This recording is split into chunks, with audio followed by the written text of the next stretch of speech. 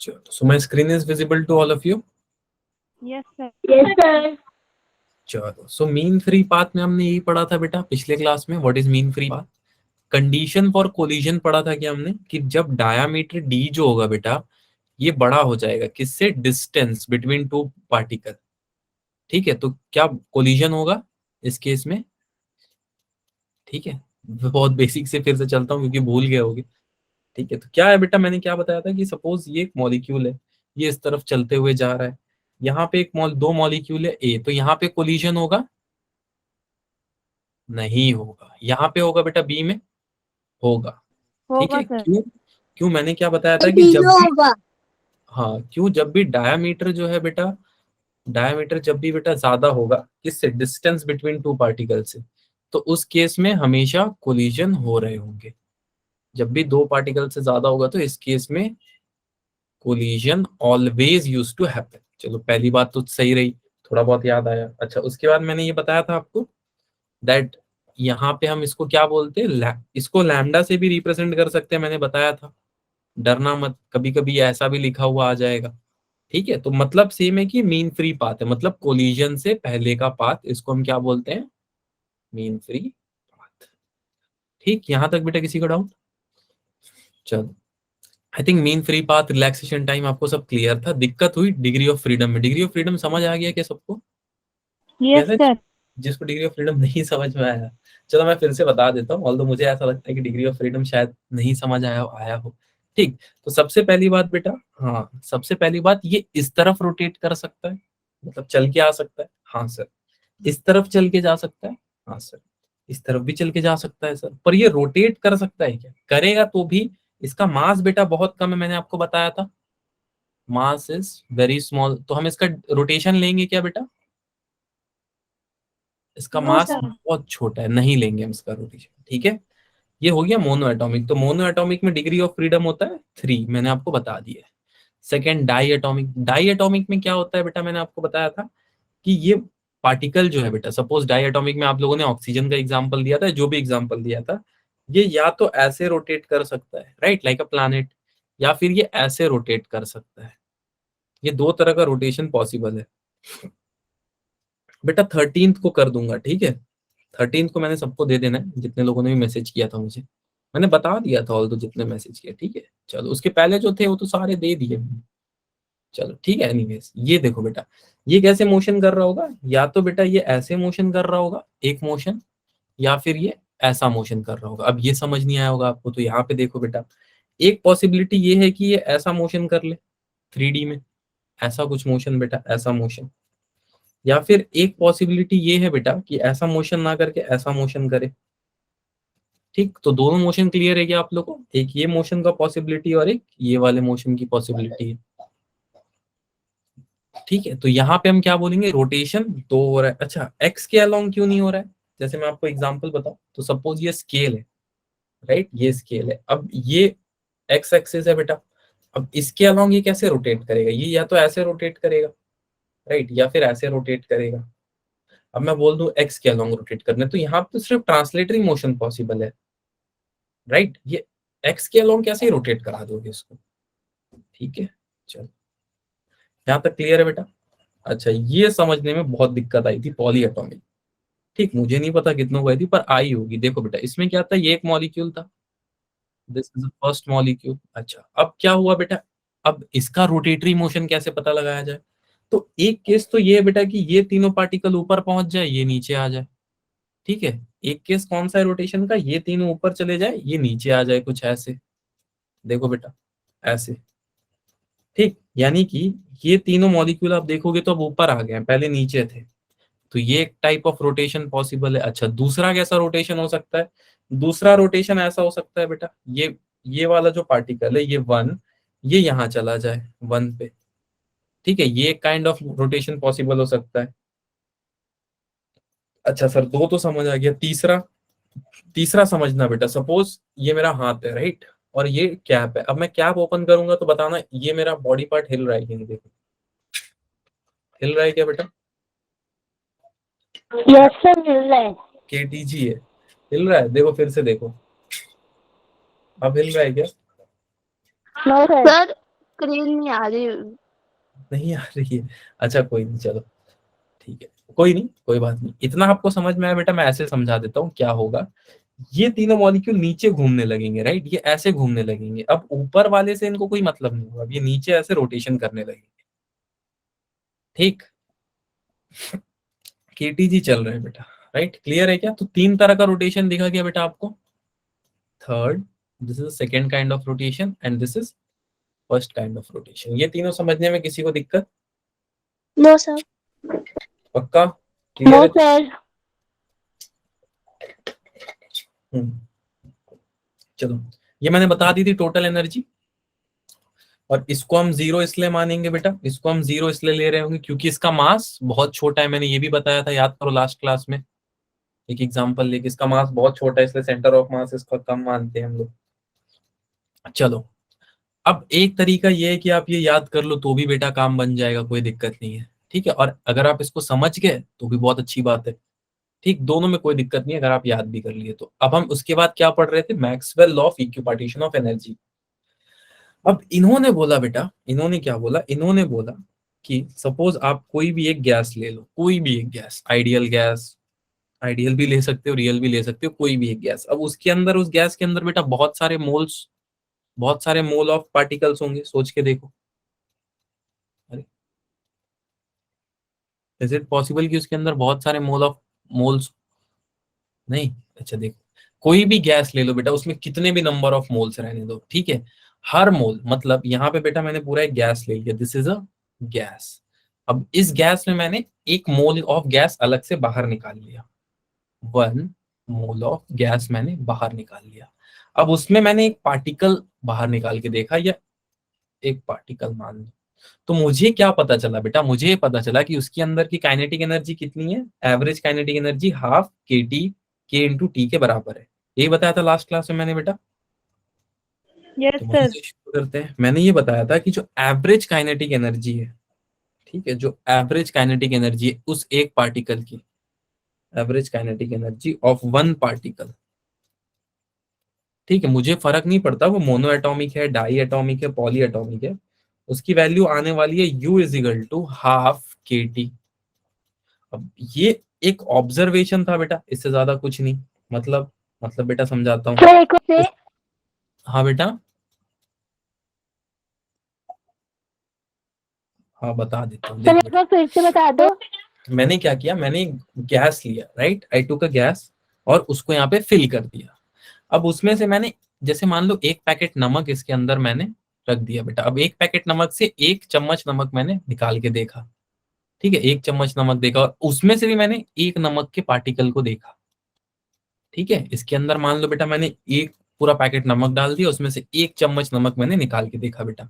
अब उस 1 चम्मच से भी मैंने एक दाना नमक निकाल के देखा, तो मैंने देखा कि उसके अंदर की काइनेटिक एनर्जी कितनी थी?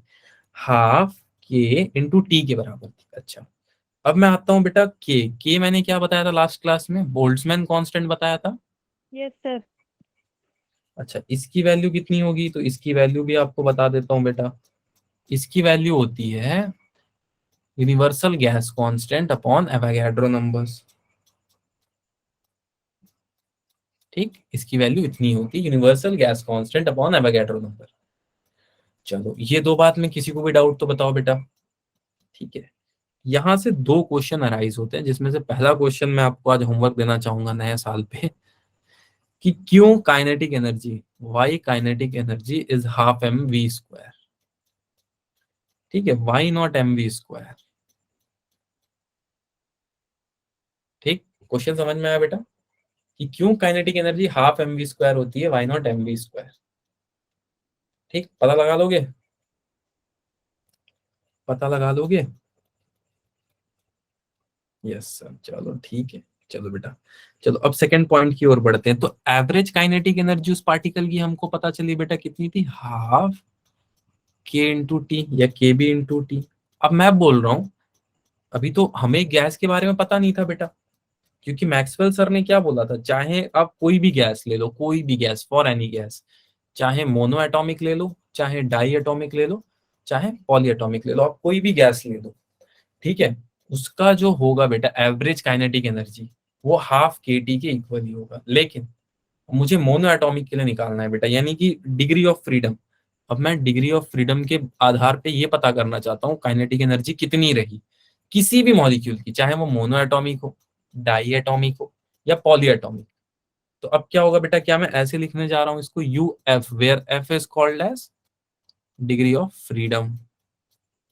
इसको मैं एफ से अगर यानी कि डिग्री ऑफ फ्रीडम से मल्टीप्लाई कर दूं तो मुझे पॉली, मोनो और डाई के लिए पता चल जाएगा। कैसे सर, कैसे पता चलेगा बेटा? पॉली एटॉमिक के लिए degree of sorry mono atomic के लिए डिग्री ऑफ फ्रीडम कितना है, जल्दी से बता दो। 5 या 3 बताया था मैंने, 5 डाई के लिए 5 बताया था। अब 3 की वैल्यू में जैसे ही यहाँ रखूंगा बेटा, क्या मुझे पता चल जाएगा कि इसकी काइनेटिक एनर्जी कितनी होगी? पता चल गया? नहीं पता चला? अच्छा अच्छा। Yes sir. और mono atomic, no sir. Mono atomic में डिग्री ऑफ फ्रीडम मैंने कितना बताया था? Degree of freedom is going to be 3, यानी कि एफ की वैल्यू आपको रखनी है 3 क्वेश्चन में, या जो भी सॉल्यूशन है। क्या आ जाएगा बेटा? Half Boltzmann constant into temperature into 3 which is equal to 3/2 Boltzmann constant into temperature. तो मोनो एटॉमिक के लिए अब काइनेटिक एनर्जी कितनी होगी बेटा? Average kinetic energy 3/2 Boltzmann constant time temperature. याद रहेगा बेटा, मोनो एटॉमिक के लिए एवरेज काइनेटिक एनर्जी कितनी रहेगी? क्या इतनी ही रहने वाली है? सोच के देखो। If it is clear just emoji में कोई भी इमोजी भेज दो।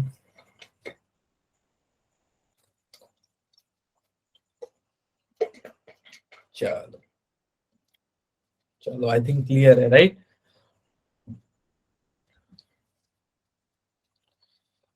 ठीक है, आई थिंक यहां तक में किसी को डाउट नहीं होगा। अब इसके बाद मैक्सवेल और बोल्ट्जमैन ने एक जनरल सा ऑब्जर्वेशन किया था। मैं आपको ऑब्जर्वेशन खाली बता दूंगा सो दैट आपके एनसीईआरटी में तो बाकी लिखा ही हुआ है। मैक्सवेल, बोल्ट्जमैन सर एनसीईआरटी समझ में ही नहीं आती। चलो कोई नहीं, ठीक है। तो यहाँ जितना यहाँ से हो जाए बेटा समझ लो, ठीक। वो है भी एक्चुअली थोड़ा टफ बुक, ठीक है। यस सर, पता नहीं कौन सी इंग्लिश लिख रखी है उन लोगों ने। उसमें बहुत बड़ी बड़ी बातें लिख दी है कि टाइम नेगेटिव होता है, ये सब अब तुम उसको डिकोड नहीं कर पाओगे। चलो, सो मैक्सवेल बोल्ट्जमैन के कुछ डिस्ट्रीब्यूशन है, मतलब आपस में बांटे गए चीजों को डिस्ट्रीब्यूशन बोला जाता है। अब क्या बताया उन्होंने? उन्होंने ये बताया बेटा कि सपोज एक कंटेनर ले लेते हैं, let us take a container. ये कंटेनर है और इसी तरह 3 अलग अलग कंटेनर हम ले लेते हैं and तीनों को अलग अलग टेम्परेचर पे हम रख देते हैं। ठीक, जल्दी जल्दी तीनों को मैंने अलग अलग टेम्परेचर पे रख दिया बेटा।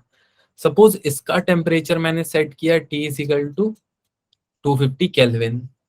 इसका टेम्परेचर बेटा मैंने बोला 300 केल्विन। इसका ले लेता हूँ 350 ले लूं, 350 केल्विन। अब सुनना बेटा ध्यान से, इसके अंदर जो पार्टिकल होंगे वो फास्ट ट्रेवल करेंगे या फिर इसके अंदर जो पार्टिकल होंगे वो फास्ट ट्रेवल करेंगे बेटा? सर थर्ड वाले केस में ज्यादा फास्ट ट्रेवल करेंगे। थर्ड में करेगा। Very good. क्यों करेगा? मैंने क्या बोला था? थर्ड में टेम्परेचर करेगा। इज डायरेक्टली तो प्रोपोर्शनल टू। टेम्परेचर इंक्रीज कर दिया। सर डायरेक्टली प्रोपोर्शनल होता है। वेरी गुड, ये बात सबको यस समझ सर। में आ गई थी उस दिन मतलब। अच्छा, अब मैं ये देखना चाहूंगा बेटा कि टेम्परेचर के हिसाब से नंबर ऑफ पार्टिकल्स या मोल्स कैसे बिहेव कर रहे हैं। So I am going to check that. कैसे? लेट मी टेक यू, एक ग्राफ बना लेते हैं बेटा, उससे आसानी हो जाएगी। यहाँ पे हम लिख देंगे कि नंबर ऑफ मोल्स और कौन कितना स्पीड है। चलो, एक ही ग्राफ में दोनों काम हो जाएगा बेटा। देखो, इस तरफ मैं लिख लेता हूँ स्पीड, ठीक है। इस तरफ मैं लिख लेता हूँ नंबर ऑफ मोल्स n। ठीक, चलो स्पीड और नंबर ऑफ मोल्स पे बात कर लेते हैं। अब देखो बेटा, अब फर्स्ट केस यानी कि टेम्परेचर सबसे ज्यादा है तो मोल्स, नंबर ऑफ मोल्स इस केस में पास पास होंगे बेटा, सोच के देखो। Yes sir. पर स्पीड इसकी सबसे कम होगी। Yes sir. इसका कर्व कुछ ऐसे आएगा, ठीक है। सेकंड केस बेटा, सेकंड केस कौन सा है? सेकंड केस है 300 केल्विन। तो इसमें क्या होगा बेटा? इसका कर्व इसकी कुछ स्पीड ऐसा आ रहा थोड़ी होगा। ज्यादा होगी। मतलब सबसे कम स्पीड किस में आ रही है? 250 केल्विन में। सोच के देखो, स्पीड सबसे कम है। Yes sir. मतलब टेम्परेचर कम होगा तो स्पीड या वेलोसिटी भी कम हो रही है। अच्छा, थर्ड केस का मैं ड्रॉ करता हूँ बेटा। थर्ड केस यानी कि स्पीड इसकी सबसे ज्यादा होगी, सोच के देखो। यस ये सर। 350 केल्विन पे पार्टिकल सबसे ज्यादा तेज होंगे, उसके बाद 250 पे हो रहे हैं, और उसके बाद 250 सॉरी पे 300 पे, उसके बाद 250 पे। 250 ये पे कर्व आपको समझ में आया बेटा? Yes yes sir. Sir. Yes sir. ठीक है, तो मैं आपको पूरा क्रक्स अगर बताऊं तो इस पूरे कविता का आधार यही रहा बेटा कि अगर आप टेम्परेचर बढ़ाओगे, right, if you increase the temperature, तो नंबर ऑफ मोल या स्पीड बढ़ जाएगा पार्टिकल का। ऐसे लिख देता हूं, स्पीड ऑफ पार्टिकल इंक्रीजेस। ठीक, यानी कि अगर आप टेम्परेचर बढ़ाओगे तो वेलोसिटी बढ़ जाएगी। इतनी बात समझने में किसी को दिक्कत बेटा? No sir. चलो, आई थिंक ये क्लियर है। अब आते हैं Maxwell law of equipartition of energy पे, जिसका थोड़ा सा एक्सटेंशन है। अब ये एक मोल के लिए हम निकाल रहे हैं, एक मोल। सर ये कैसे निकाले? तो देखो बेटा, हमने क्या लिखा था, U is equal to half KT, यही लिखा था बेटा। और 1 मोल मतलब N होता है, यही होता है ना, सोच के देखो। तो हम इसको ऐसे चाहें तो लिख सकते हैं बेटा, अगर आप ध्यान से देखो तो 1/2 N, या ऐसे लिख लेते हैं हम R/T, ऐसे भी लिख सकते हैं। बोल्ट्जमैन कांस्टेंट में मैंने ऐसा कुछ कर दिया, N/Na ले लिया। ये कर सकते हैं हम? नहीं समझ में आया? 1 मोल के लिए क्या होगा बेटा, इतना ही वैल्यू आ रहा होगा। Yes sir. नहीं वैल्यू आ रही होगी, PV is equal to NRT, याद है थोड़ा बहुत भी? यस सर याद है। हाँ, अच्छा, ये मैंने आपको बता दिया है। ये क्या किया इन्होंने? इन्होंने बोला कि अगर आपको डिग्री ऑफ फ्रीडम के टर्म्स में निकालना है तो इन्होंने कुछ ऐसे ही चीज लिखा है बेटा, half KB into T into F, ऐसे ही कुछ लिख रखा है ना। अगर मैं F को अंदर मल्टीप्लाई कर दूं तो ये कुछ ऐसे ही दिख रहा है बेटा। तो ये भी मैंने आपको बता दिया, याद करो ऊपर के केस में, याद आया? Yes sir. चलो, यस सर। अभी मैंने बता दिया, ठीक है। Yes sir. फिर इन्होंने बहुत सारे के लिए लिख रखा है। अच्छा, यहाँ पे एक सवाल ये है बेटा, अगर N मोल के लिए है तब तो ठीक है, अगर 1 मोल मैं बढ़ा दूं तो बेटा यहाँ पे, या फिर मैं मोनो एटॉमिक के लिए निकालने जाऊं तो यहाँ पे क्या आ जाएगा, ऐसा कुछ आ जाएगा 3/2 RT yes sir. Kinetic energy या internal energy. Okay, I think ये क्लियर है। अब ये एक बार पढ़ लेना, ठीक है, मैंने ऑल्दो बता दिया है आपको, एक ही चीज है N पार्टिकल के लिए। ठीक, चलो, अब आते हैं काम की चीज पे, दैट इज मेयर्स रिलेशन। क्या बोलता है मेयर्स रिलेशन? सुनो बेटा, same case, let us consider हमारे पास एक कंटेनर है। ठीक, suppose this is the container. अब इस कंटेनर में बेटा, सपोज इस कंटेनर में अंदर बहुत सारे पार्टिकल्स है, बहुत सारे, एक दो नहीं, इनफाइनाइट पार्टिकल्स है। हम किसी भी एक दो पार्टिकल को पकड़ के पढ़ाई कर लेते हैं, बाकी को छोड़ देते हैं। ठीक, देखो ध्यान से देखना, मेयर्स लॉ एक्चुअली में होता क्या है बेटा। अब हमने क्या किया बेटा, इसको हीट किया, राइट, जस्ट हीटेड इट। तो हम हीट करेंगे बेटा तो हम एक बार क्या बोलेंगे, वॉल्यूम कांस्टेंट है। अब सर वॉल्यूम कांस्टेंट बोल तो दिए, वॉल्यूम कांस्टेंट होने का मतलब क्या है बेटा, क्या इस बॉक्स का साइज बड़ा हो जाएगा कांस्टेंट वॉल्यूम में? No sir. नो। नो नहीं बड़ा होगा, राइट। No sir. पर मैं ये बोल सकता हूँ बेटा कि जो पार्टिकल है वो बहुत फास्ट चलने लगेंगे पहले के मुकाबले, अगर मैं इसको हीट कर रहा हूँ तो। Yes sir. वॉल्यूम कांस्टेंट है तो हाँ, ये तो मैं यस बोल सर। सकता हूँ। अब बेटा अगर मैं इसका प्रेशर कांस्टेंट कर दूं, राइट, अगर मैं इसका प्रेशर कांस्टेंट कर दूं तो क्या कांस्टेंट हो जाएगा इनडायरेक्टली? मैंने क्या बताया था, प्रेशर तो वही होगा बेटा जो ये जाके हिट करेंगे वॉल पे, यही होगा ना प्रेशर जो ये हिट करेंगे वॉल पे, याद करो, यही बताया था मैंने। तो अब ये जाके हिट करना बंद कर देंगे बेटा कांस्टेंट प्रेशर पे। सर हीट कांस्टेंट हो जाएगी। हीट नहीं, प्रेशर, प्रेशर बेटा, प्रेशर। अगर प्रेशर को, हाँ हीट भी कांस्टेंट हो गई इनडायरेक्टली, यही बात होगी, ठीक। तो अब बेटा अगर हम ये देखें कि दोनों को, दोनों के चेंज यानी कि CP माइनस CV का चेंज अगर हम निकालेंगे तो किसके बराबर आ रहा होगा, एक रेशियो के बराबर आ रहा होगा, एक रिलेशन के बराबर आ रहा होगा। इसको बोलते हैं मेयर्स रेशियो या मेयर्स रिलेशन। ठीक है, थर्मोडायनेमिक्स में और अच्छे से पढ़ोगे, अभी के लिए आपको समझ में आया बेटा। इनडायरेक्टली ये क्या बोल रहा है कि आप यस इसकी, सर। इस कंटेनर की स्पेसिफिक हीट चेक कर रहे हो, और आप इसकी स्पेसिफिक हीट कब चेक कर रहे हो? पहला कांस्टेंट वॉल्यूम पे और दूसरा कांस्टेंट प्रेशर पे, 2 बार आप इसका चेक कर रहे हो और दोनों में जो चेंज आ रहा है बेटा उसको आप किससे रिप्रेजेंट करोगे? मेयर्स रिलेशन आर से। क्लियर है? किसी को डाउट यहां तक? No sir. No sir. अच्छा अब सुनो बेटा, अब मुझे ये जानना है कि जब मैं वॉल्यूम कांस्टेंट कर रहा हूं तब ज्यादा चेंज आ रहा है या जब मैं प्रेशर कांस्टेंट कर रहा हूं तब ज्यादा चेंज आ रहा है? कैसे फाइंड करूंगा मैं? कैसे? क्या मैंने आपको एक कॉन्सेप्ट बताया था, A upon B is equal to 3 लिखा हुआ है, तो A is equal to 3B लिख सकते हैं, इसी को हम Yes, रेशियो sir. बोलते हैं। याद करो, रेशियो। तो ये गामा है क्या बेटा? ये एक्चुअली रेशियो है। ये बताएगा बेटा कि कौन किससे ज्यादा है, क्या प्रेशर की वजह से जल्दी हीट हो रहा है या फिर वॉल्यूम को कांस्टेंट रखने की वजह से जल्दी हीट हो रहा है। ये चीज कौन डिसाइड करेगा? ये गामा। ये हमें हमेशा ये बता रहा होगा बेटा कि प्रेशर की वजह से बॉडी जल्दी हीट हो रही है या फिर उसके वॉल्यूम कांस्टेंट रखने की वजह से जल्दी हीट हो रही है। किसी को डाउट इसमें? No, sir. No sir. चलो चलो चलो चलो जल्दी से फिर अब यहाँ पे आगे आ जाते हैं अगले कॉन्सेप्ट की तरफ, that is mono atomic gas के लिए स्पेसिफिक हीट कितनी होगी या स्पेसिफिक हीट कैपेसिटी कितनी होगी। चलो, तो अब कितनी होगी बेटा ये कैसे पता लगाया जाए? चलो पता लगाते हैं। मैंने आपको यही बताया था बेटा कि इसकी इंटरनल एनर्जी कितनी होगी मोनो एटॉमिक की? Sir, 3/2. Very good, 3/2 RT। Sir 3/2।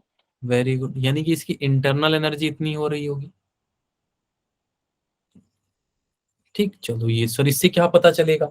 देखो बेटा, सपोज इमेजिन कर लो एक फुटबॉल है, दिस इज अ फुटबॉल। अब ये फुटबॉल को मैंने नीचे से ऐसे हीट कर दिया। अब इसका वॉल्यूम चेंज नहीं हो सकता, आप इसका वॉल्यूम नहीं चेंज कर सकते। तो अगर बेटा मैं इसका वॉल्यूम नहीं चेंज कर पा रहा हूं तो क्या इसका एरिया बढ़ेगा अगर मैं इसको हीट कर रहा हूं? तो सोच के बताना, मैंने अभी ये सवाल पूछा था। No sir. No, sir. No sir. पक्का इसका वॉल्यूम नहीं बढ़ेगा? सोच लो। सर बढ़ेगा। बढ़ेगा? एरिया बढ़ेगा।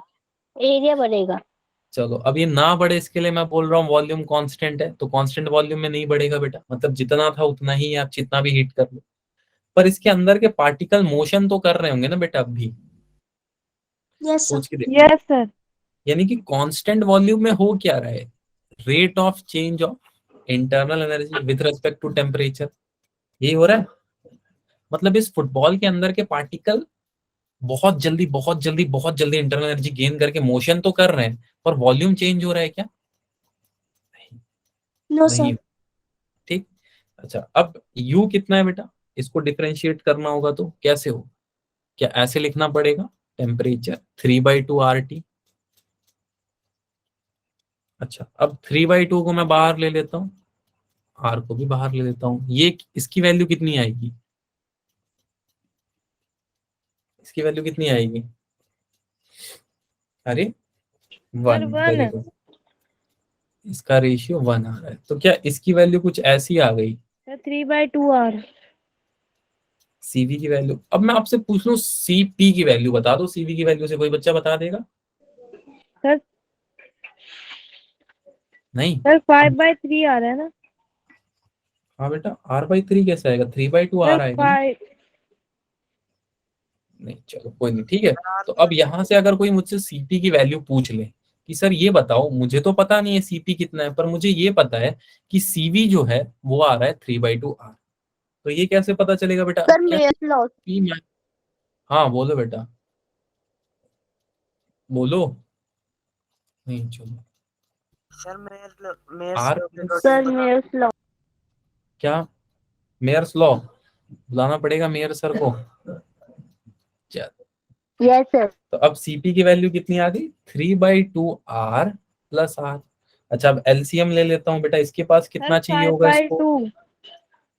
वेरी गुड, यानी कि R2R, यानी कि ये 5R/2 आ गया बेटा, सोच के देखो इतनी वैल्यू आ गई इसकी। यानी कि हमें क्या पता चला बेटा? CV की वैल्यू कितनी आ रही है? 3/2 R मोनो एटॉमिक गैस के लिए, और CP की वैल्यू मोनो एटॉमिक गैस के लिए Sir, 5/2 R. राइट। अब मैं आपसे पूछ लूं कि बताओ कौन ज्यादा कौन कम, तो आप क्या करोगे, सीपी अपॉन सीवी, CV. यानी कि 5/2 डिवाइडेड बाई 3/2, 2 से 2 कट गया, 3 से Sir, 5 जाएगा 5 तो by 3. 1.67। तो this is the value of specific heat. ठीक, मैं और थर्मोडायनेमिक्स में बताऊंगा गामा के क्या रूल्स रहे हैं। ठीक है, मोनो के लिए मैंने बता दिया, डाई वगैरह के लिए आप खुद कैलकुलेट कर लोगे बेटा। Yes, sir. आसान है, बस यही फॉर्मूला है, जो मेन क्रक्स था वो तो मैंने आपको समझा दिया। डाई और पॉली के लिए तो आप कर ही सकते हो। चलो अब क्वेश्चंस करते हैं। सो द फर्स्ट क्वेश्चन जो हम अब करने वाले हैं बेटा वो ये है कि the mean free path of a gas with molecular diameter d and number density n can be expressed as. याद करो, मैंने अभी मीन फ्री पाथ का फॉर्मूला क्या दिखाया था आप लोगों को, याद है किसी को, क्या दिखाया है? और Sir, question 1 by 2 n pi d square. क्या मैंने बोला था कभी √2 भी आ सकता है? Yes, sir. चलो तो मैं ऐसे बोल देता हूँ कि यहाँ पे बेटा the value is 1/n π d²। या फिर मैंने आपको बताया इसको ऐसे भी लिखा जा सकता है, और मैंने बता भी दिया था कुछ लोग 1/√2 n π d² लेते हैं। ये तब लेना है बेटा जब आपसे मॉलिक्यूल के बारे में डिस्कस करना हो, ठीक है, क्योंकि मीन फ्री पाथ मॉलिक्यूल्स के ही नहीं होते, रिजिड बॉडीज के भी हो जाते हैं। ठीक है, चलो मैंने क्या बोला इसको भूल जाओ, पर ये क्वेश्चन में कौन सा ऑप्शन अब सही दिख रहा है? ए। चलो अब अगला तुम लोग बताओ, the mean sir free path for gas molecule depends upon diameter D of the molecule as directly proportional या इनवर्सली प्रोपोर्शनल है d² के? इनवर्सली प्रोपोर्शनल ऑफ इनवर्सली या डायरेक्टली, जल्दी बताओ, Sir, कमेंट कर दो। inversely. इनवर्सली चलो it is inversely proportional. Inverse किसी को डाउट बेटा यहाँ तक? No, sir. अच्छा, मैंने प्रेशर और एनर्जी का आपके शॉर्ट नोट्स में एक चीज लिखवाया था, याद है कि डायरेक्टली प्रोपोर्शनल होते हैं, इनवर्सली प्रोपोर्शनल, किसी को याद है क्या? Yes, sir. क्या लिखवाया था मैंने प्रेशर एनर्जी का रिलेशनशिप?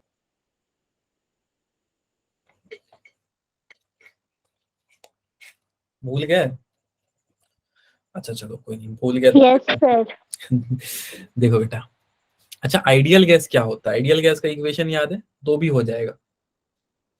आइडियल गैस का इक्वल टू है ना चलो, तो ये पूछ रहा है प्रेशर और एनर्जी के बीच में रिलेशन बताओ। तो आइडियल गैस के लिए हमें क्या पता है, पीवी इज इक्वल टू क्या होता है, NRT. एनआरटी। ठीक, हाँ सर ये तो होता है। अब मैं आपसे पूछ लूं बेटा यहाँ से वॉल्यूम कितना होगा, तो आप क्या बताओगे? Sir, 3 by 2 R. कितना, 3/2? या फिर ऐसे आप बता दोगे सर वॉल्यूम होगा nRT अपॉन में P? यही बताओगे, सोच के देखो। यस सर अच्छा चलो, ये आपको नहीं पता है तो भी कोई दिक्कत की बात नहीं। क्या आपको ये पता है बेटा दैट इंटरनल एनर्जी, मैंने अभी क्या बताया, 3/2 प्रेशर इंटू वॉल्यूम होगा? Yes, sir. किसी भी आइडियल गैस के लिए ट्रू होता है, आपको ये बात पता है क्या? अभी मैंने बताया 3/2 कैसे आ रहा होगा। Yes, sir. किसी भी आइडियल गैस की इंटरनल एनर्जी आप इस फॉर्मूले से पता लगा सकते हो, आइडियल गैस की internal energy. So here comes a question. Question ये बेटा, अगर मैं एनर्जी को डिवाइड कर दूं वॉल्यूम से तो क्या बन जाएगा? हम मास को डिवाइड करते थे तो क्या बनता था बेटा वॉल्यूम से? Sir, density. Very good. तो उसी तरह एनर्जी को डिवाइड कर दूंगा तो क्या बन जाएगा बेटा?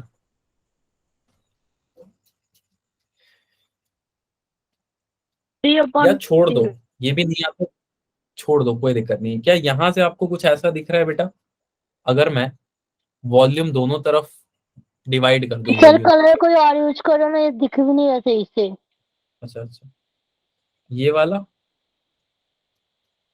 हाँ ये ठीक है ठीक है, चलो ठीक है ठीक है, 3/2 पीवी अपॉन वी ऐसे कर लेता हूँ। तो क्या वी से वी कट गया, तो यहां से हमें क्या मिल गया बेटा, energy upon volume is equal to 3/2 times P मिलेगा। अच्छा हमें क्या फाइंड करना है, पी, यानी कि पी कितना हो जाएगा बेटा, 2/3 टाइम्स ही। याद है ये मैंने बोला था शॉर्ट नोट्स में लिख के रखना, किसी को भी Yes, याद हो sir. तो। ये कुछ दिख रहा है, ऐसा ही मैंने लिखने बोला था, तो इसी चीज को बेटा लिख लिया जाता है 2/3। एक सेकेंड, कलर चेंज किया है ना। चलो, P is equal to 2/3 times E। ठीक, क्लियर है यहां तक? किसी को दिक्कत? किसी को भी किसी तरह की दिक्कत इस सवाल में? No, sir. चलो अब अगला सवाल की ओर बढ़ते हैं। ठीक है, given sample of an ideal gas occupies a volume V, ठीक है, at a pressure P and absolute temperature T। The mass of each molecule of gas is m. Which of the following gives the density of gas? बताओ अब, बताओ। Which of the following gives, तब तक मैं एक diagram copy कर लेता हूँ। चलो बना ही लेंगे यार, कितना ही टाइम लगेगा। देखो बेटा, क्वेश्चन में ये पूछ रहा है कि एक सैंपल है हमारे पास, ठीक है, आइडियल गैस का। तो मैं ऐसे बना लेता हूँ, मान लो मेरे पास एक कंटेनर है, इसके अंदर मैं आइडियल गैस का एक सैंपल रखना चाहता हूँ। ठीक, suppose let me add this sample B. पक्का?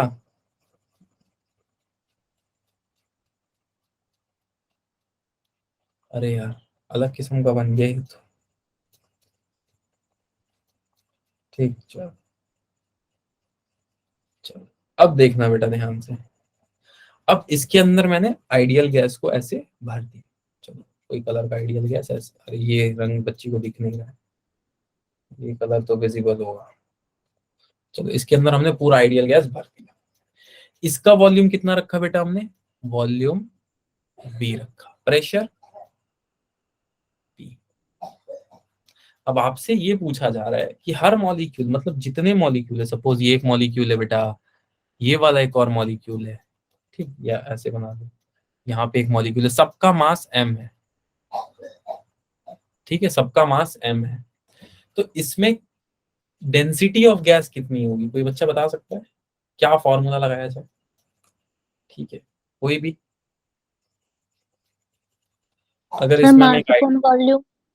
वेरी गुड आइडियल गैस ले रहे हैं, तो फिर से वही PV is equal to NRT. अच्छा, अब मैं एक मोल के लिए अगर पूछूं तो फॉर 1 मोल, क्या पीवी आरटी के इक्वल आ रहा है? Yes sir. एक मोल के लिए तो यस सर ये सर। सही है, पर इससे आंसर कैसे आएगा सर? इससे आंसर ऐसे आएगा बेटा, हमें क्या निकालनी है? डेंसिटी। ठीक है, तो मैं साइड में देख लेता हूँ डेंसिटी के लिए क्या क्या चाहिए। मास चाहिए होगा और वॉल्यूम चाहिए होगी। तो वॉल्यूम तो मैंने यहाँ से आराम से फाइंड आउट कर दिया ऐसे। और सर मास, मास का दिक्कत है, मास कैसे फाइंड करे बेटा? मेरे पास कोई ऐसा फॉर्मूला है क्या, given mass upon molar mass जैसा कुछ? Yes, sir. किसी को याद हो? यस सर है। तो अगर मैं उसको अप्लाई कर दूं बेटा, राइट, डेंसिटी के लिए, तो ये क्या हो जाएगा? Mass upon volume. अच्छा, इसको मैं चाहूं तो ऐसे लिख लूं, यानी कि m into N A into T divided by, क्या बच जाएगा मेरे पास? और या फिर डायरेक्ट ऐसे लिख देता हूँ p के टर्म में। बी, सब डायरेक्ट आंसर बता रहे हैं। चलो, ये p अपॉन आर टी कैसे है? किसी को समझ आया क्या बेटा? नहीं आया तो कोई नहीं, Yes, फिर से sir. आ ऐसे लिख गया. देता हूं। Yes sir. अब आ जाएगा, ठीक है। नहीं, उस टाइम नहीं आया हो बेटा तो, या फिर आ ही गया होगा, क्योंकि फिर और जगह लेगा ना, कोई मतलब नहीं है। इस क्वेश्चन को ज्यादा लंबा करने से कुछ होगा नहीं। अब मेरा सवाल ये है बेटा, क्या मैंने अभी आपको कुछ बताया था? आर अपॉन एन ए, क्या बताया था मैंने? क्या बताया था अभी थोड़ी देर पहले? Ratio of universal gas constant और एवोगैड्रोस नंबर, यही बताया था, बोल्ट्जमैन कांस्टेंट। तो यही होगा बेटा, यहां से आ गया आपका आंसर बहुत आराम से। दैट मीन्स डेंसिटी कितनी आ गई? क्या इसको मैं ऐसे लिख लूं, m into P divided by के इंटू टी? Yes sir. अच्छा, ये कौन सा ऑप्शन सही लग रहा है फिर इसमें से? क्या बी लग रहा है बेटा सही? Yes sir sir. डी लग रहा है। P डिवाइडेड बाई के बी इंटू टी।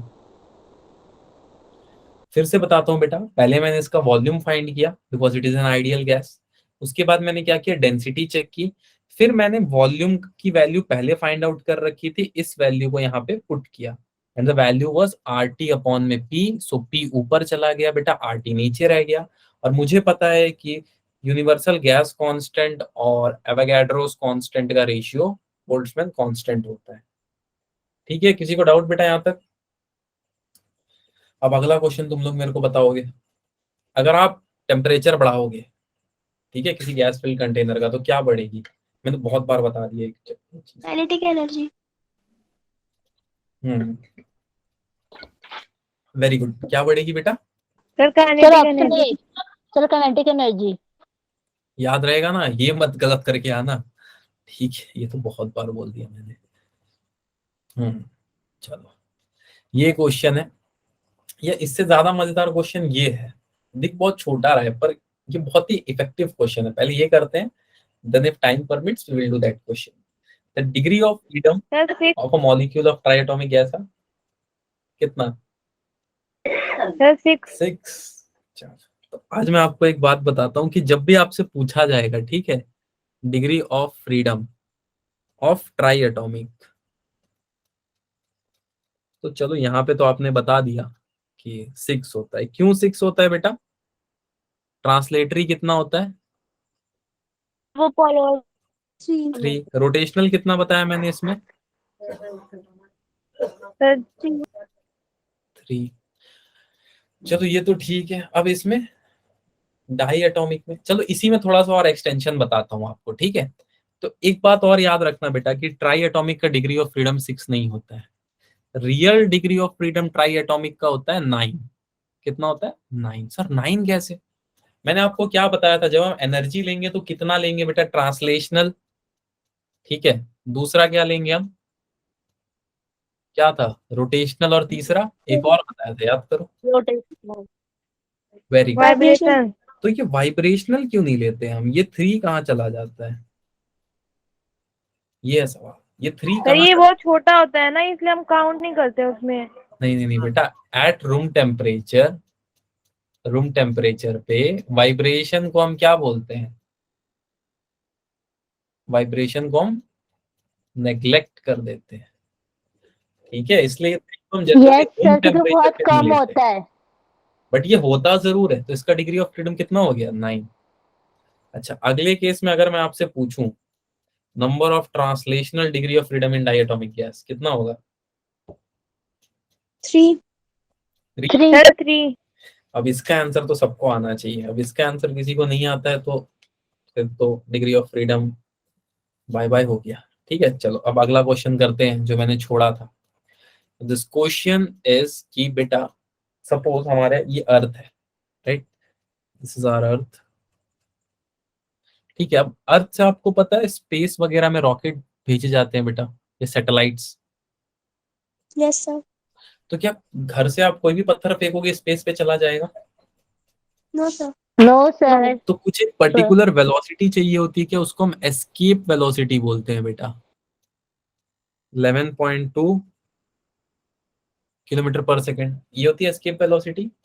याद है क्या आपको? थोड़ा बहुत, यस सर। थोड़ा बहुत आप लोगों ने पढ़ा होगा एस्केप वेलोसिटी के बारे में, रूबरू होंगे। ठीक, so here comes the concept. और यहाँ पे क्वेश्चन है, क्या ऐसा टेम्परेचर होगा? आरएमएस स्पीड याद है क्या बेटा सबको? Yes sir. रूट नहीं। हाँ, तो यहाँ पे पूछ रहा है कि एट व्हाट टेम्परेचर, किस टेम्परेचर पे बेटा will the RMS speed of oxygen molecule becomes just sufficient for escaping earth atmosphere. मतलब एक हमारे पास बेटा मॉलिक्यूल है यहाँ पे, सपोज ये एक ऑक्सीजन का मॉलिक्यूल है, ये O2 का एक मॉलिक्यूल है।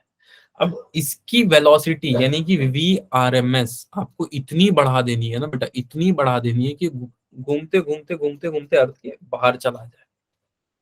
ठीक है, अब ये आपसे पूछा जा रहा है कि कितना टेम्परेचर आपको लगेगा, कितना टेम्परेचर आप दोगे तो ये अर्थ के बाहर चला जाएगा ऑक्सीजन का एक मॉलिक्यूल। ठीक, क्या लगता है कितना टेम्परेचर दोगे आप? 8.360 × 10⁴ केल्विन, इसे चला जाएगा?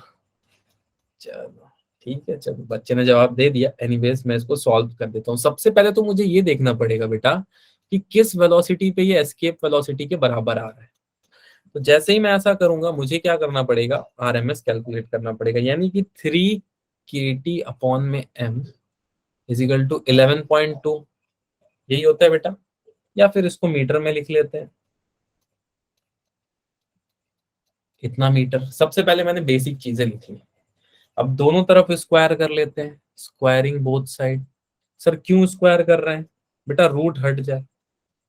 ठीक, तो जैसे ही हम इसका स्क्वायर करेंगे बेटा बोथ साइड क्या आ जाएगी वैल्यू, 11,200 का whole square is equal to 3 kT upon में m। अच्छा m को मैं यहाँ पे मल्टीप्लाई कर लेता हूँ, इंटू m अपॉन में 3 times k is equal to t। अब m की वैल्यू यहाँ से रख लोगे बेटा, सब कुछ दी हुई है ऊपर 2.76, मैं ही रख देता हूँ, रुक जाओ। ठीक है, मैं ही इसको रख देता हूँ, तो आंसर आ जाएगा 200 का whole square into 2.67 2.76 2.76 into 10 to the power -28 -26। ठीक है, k की वैल्यू खुद से रख लोगे ना, मैं बता देता हूँ। t की वैल्यू आएगी 8.364 into 10 to the power 4 kelvin. ठीक है, ये सॉल्व तो कर लोगे ना, एटलीस्ट इंटू डिवाइड तो कर यस लोगे। सर। अभी घंटे क्लास में मैं तुमको इंटू डिवाइड करूंगा तो मुश्किल हो जाएगा बेटा। सर फिर इसका आंसर क्या आएगा? 8 ये लिख दिया बेटा मैंने, 8.364 into 10 to the power 4 kelvin. ठीक है, आंसर। और इसमें पूछोगे तो सर जो ये कॉन्सेप्ट था, ये सेम कॉन्सेप्ट उसमें भी लगाया गया था ना, मिशन मंगल में? नहीं नहीं नहीं नहीं नहीं, वो अलग चीज थी, उसमें थ्रस्ट चाहिए था। उसमें ऐसा था कि ये ऐसे आएगा और लास्ट ऑर्बिट पे आके इसको पुश मिल जाएगा। ठीक है, वो एक्चुअली उसको बोलते हैं frame of reference. Frame of reference पढ़ा था आपने, याद है? फर्स्ट चैप्टर पे फ्रेम ऑफ यस रेफरेंस पढ़ा था। सर, इसको शिफ्ट एक करा दिया, हाँ पढ़ा था। इसको शिफ्ट करते हैं फ्रेम ऑफ रेफरेंस को। ठीक है, मास ऑर्बिटर वगैरह उसको शिफ्ट करते हैं। ठीक, जैसे भी नासा ने बहुत दिमाग लगाया, सैटर्न का मोशन चेक कर रहे हैं, पहले यहाँ से चेक कर रहे हैं, फिर अर्थ के पास बुला के यहाँ भेज के चेक कर रहे हैं। चलो, सर वो पैरेलल मैट्रिक्स की यूज कर रहे हैं क्या? क्या वो पैरेलल मैट्रिक्स की यूज कर रहे हैं? क्या चीज का बेटा? पैरेलल मैट्रिक्स का? Parallax method? नहीं नहीं नहीं नहीं, अरे वो तो एनसीईआरटी ने लिख दिया कि घर से चांद देखो और उसका दूरी पता लगाओ। ठीक है, चल अब ये क्वेश्चन बताओ बेटा कि इसका क्या जवाब होगा। The average thermal energy for a mono atomic gas is, where KB is sir Boltzmann 3/2 constant. kBT। किसी को अपने पे भरोसा नहीं है, ऐसा कोई है जो इसका जवाब नहीं दे सकता है? तो बेटा एवरेज थर्मल एनर्जी होगी इसकी 3/2 kBT। क्लियर? आई थिंक इसमें किसी को डाउट नहीं होना चाहिए, ये तो इजी से इजी है। अगला क्वेश्चन थोड़ा सा है। ठीक है, एक गैस मिक्सचर है बेटा। ठीक है, इसमें consist of 2 moles of oxygen, इसमें 2 मोल्स है ऑक्सीजन के, राइट, और 4 मोल है एर्गन के। एर्गन एक गैस है, शायद आप जानते होंगे, आपने केमिस्ट्री में थोड़ा बहुत पढ़ा होगा। अब आपको वाइब्रेशन इंक्लूड नहीं करना है, तो आप बताओ टोटल एनर्जी कितनी होगी सिस्टम की। जैसे मैं बताता हूँ सिस्टम का क्या मतलब है। सपोज एक एरिया है बेटा, राइट, और ये एरिया के अंदर ऑक्सीजन भी है और एर्गन भी है। अब आपसे बोला जा रहा है ऑक्सीजन है आपका ऑलमोस्ट 4 मोल्स। ठीक है, and at the same time this sorry oxygen है आपका 2 मोल्स और ये एर्गन है आपका 4 मोल्स बेटा। इस सिस्टम का आपको बताना है कि इंटरनल एनर्जी कितनी होगी। तो मैं ऐसा मानता हूँ ऑक्सीजन मोनो एटॉमिक है डाई एटॉमिक, कैसा एटॉमिक है? Sir mono. मोनो एटॉमिक है, diatomic. Diatomic. Di, very good, right, di atomic. तो मैं ऐसे लिख लेता हूँ N डाई एटॉमिक के लिए क्या हो जाएगा 5/2 RT, मैंने बताया था, याद करो। ये कहाँ से आया सर? तो ये आया बेटा, अगर आपको याद हो तो यू एफ वाले फॉर्मूले से याद आया, U F is equal to half K B into T into F, यहां से आया। ठीक है, 11 RT। अच्छा, लोग आंसर भी लिखने लग गए, चलो बहुत अच्छी बात है। देखो बेटा अब क्या होगा, अच्छा ऑक्सीजन के कितने मोल है? 2 मोल है, यानी कि 2 इंटू 5/RT। तो ये बेटा कैंसिल हो गया, 2 से 2, आंसर क्या आ गया?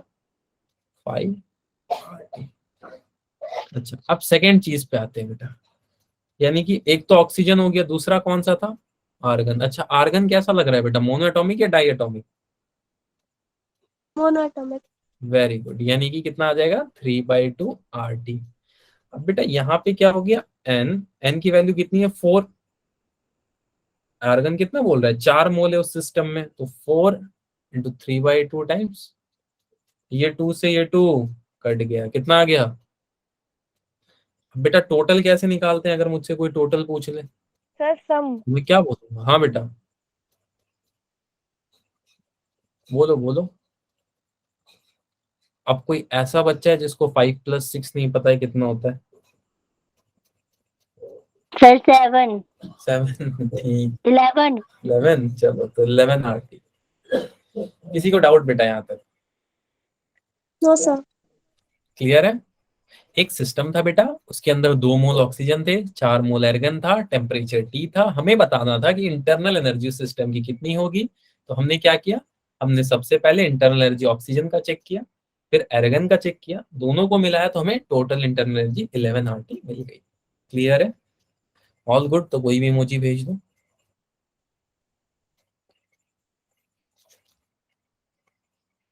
ऑल गुड, ओके देन, ठीक है। So let me take all of your doubts, just stop the